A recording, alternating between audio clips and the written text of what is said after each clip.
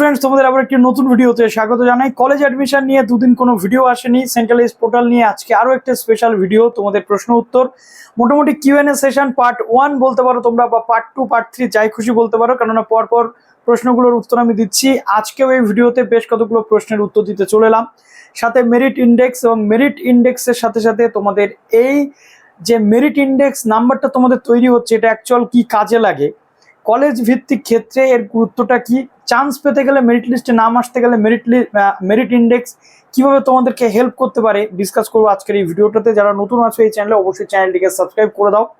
College admission related যাবতীয় তথ্য পাওয়ার জন্য আমাদের চ্যানেলটিকে সাবস্ক্রাইব করে রাখো। প্লিজ বেল আইকনটি প্রেস করতে ভুলো না, এবং প্লিজ ভিডিওটি প্রচুর লাইক এবং বন্ধুদের মাঝে শেয়ার করতে ভুলো না। প্রথম যে প্রশ্ন সেটা হচ্ছে college admission related, auto upgradation কি হবে নাকি চুজ করতে হবে? অটো আপগ্রেডেশন চুজ করতে হবে, এমনি এমনি হবে না। যখন তোমরা লোয়ার প্রেফারেন্সের কোনো একটা কলেজে চান্স পাবে, আপার প্রেফারেন্সে পরবর্তী ক্ষেত্রে যদি চান্স পাও, লোয়ারে তোমাদের 100% ভর্তি হতে হবে, এবং তখনই অটো আপগ্রেডেশন অপশানটাতে তোমাদের ইয়েস করে দিতে হবে। ওকে, তারপরে আমরা চলে আসছি, একজন কোশ্চেন করেছেন যে দাদা, কলেজ প্রেফারেন্স এডিট করলে কি আমার নাম মেরিট লিস্টে পরে আসবে? একদমই নয়, এটা একদমই ভুল। মেরিট লিস্ট সবার একই সাথে বেরোবে। টোটাল 7 তারিখের পর 12 তারিখ পর্যন্ত প্রসেসিং চলবে, তারপরে মেরিট লিস্ট বেরোবে। তুমি কলেজ প্রেফারেন্স লিস্ট 7 তারিখ বিকেল 4টে পর্যন্ত করতে পারবে, 7ই জুলাই, তারপরে আর করতে পারবে না। তুমি চেঞ্জ করতে পারো, কোনো প্রবলেম নেই, এই ধরনের মিসকনসেপ্টের থেকে দূরে থাকো। তারপরে দেখো বলছে যে দাদা, বলছি যে 5টা কলেজে অ্যাপ্লাই করলে তার মধ্যে কি একটা কলেজে নাম আসবে নাকি 2-3টে কলেজে নাম আসতে পারে? 2, 3, 4 বা 5টাতেও নাম আসতে পারে। ওকে, তো কোনো প্রবলেম নেই। তারপরে চলে আসছে দাদা, এখানে বলতে চাই যে দাদা, একটা কলেজে তো 2টো করে আবেদন করতে পারছি না। কেন করতে পারছো না? অলরেডি আমি দেখিয়ে দিয়েছি।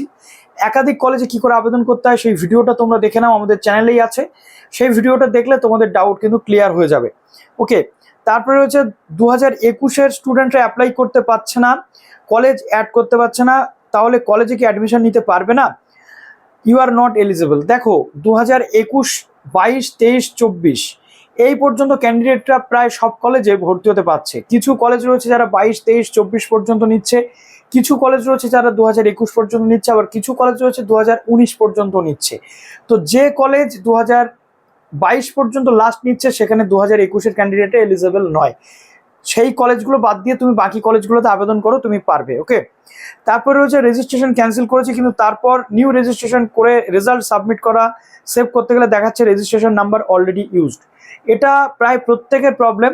আমি আজকে তোমাদের একটা সলিউশন দেবো, যে অ্যাডমিট কার্ড বা রোল নাম্বার যেটা তোমরা পুট করছো, মাঝখানে একটা স্পেস দিয়ে দাও, দিলে তোমাদের এই প্রবলেমের সলিউশন হয়ে যাবে। এবার চলো, আমি তোমাদের জন্য যেটা বলতে চলেছি সেটা হচ্ছে খুব ইম্পর্ট্যান্ট ফ্যাক্ট, যেটা হচ্ছে মেরিট ইন্ডেক্স। এক একটা কলেজে ভর্তির ফর্ম ফিল আপের আগে তোমরা যখন মেরিট ইন্ডেক্স ক্যালকুলেশন দেখতে পাবে, সেখানে দেখতে পাবে যে বেস্ট অফ 4 প্লাস সাবজেক্ট, কোথাও আছে best of 4 plus subject plus অন্য কোনো রিলেটেড সাবজেক্ট, আবার কোথাও রয়েছে বেস্ট অফ 4 প্লাস সাবজেক্ট তার সাথে মাধ্যমিকের মার্কস, যেমন তোমাদের এই রবীন্দ্রভারতী ইউনিভার্সিটিতে। তো এই মেরিট ইন্ডেক্সটা আসলে কি? এক একটা কলেজের এক একটা রুলস থাকে। কোনো college best of 4 plus honours নিচ্ছে, কোনো কলেজ আবার শুধু বেস্ট অফ 4-এর সাথে আরও কিছু সাবজেক্টের মার্কস দেখতে চাইছে। তো আমি তোমাদের বলে দিই, এখানে আমি একটা কলেজের মোটামুটি তোমাদের ক্যালকুলেশন দেখাচ্ছি, যেটা হচ্ছে বঙ্গবাসী কলেজ। বঙ্গবাসী কলেজের যে মেরিট ইন্ডেক্স, এই মেরিট ইন্ডেক্সটা তোমরা যদি দেখতে পাও, অর্থাৎ তুমি তোমার স্কোরটা বুঝে যাবে, এবং সেই অনুযায়ী কত ফার্স্ট লিস্টে নামতে পারে সিট অনুযায়ী তুমি একটা কনসেপ্ট কিন্তু ক্লিয়ার করে নিতে পারবে। বঙ্গবাসী কলেজে যেমন রয়েছে, দেখো আমি এখানে ক্যালকুলেশন করেছি, স্ক্রিনে দেখতে পাচ্ছ যে 348 নাম্বার বঙ্গবাসী কলেজের বেস্ট অফ 4 নাম্বার।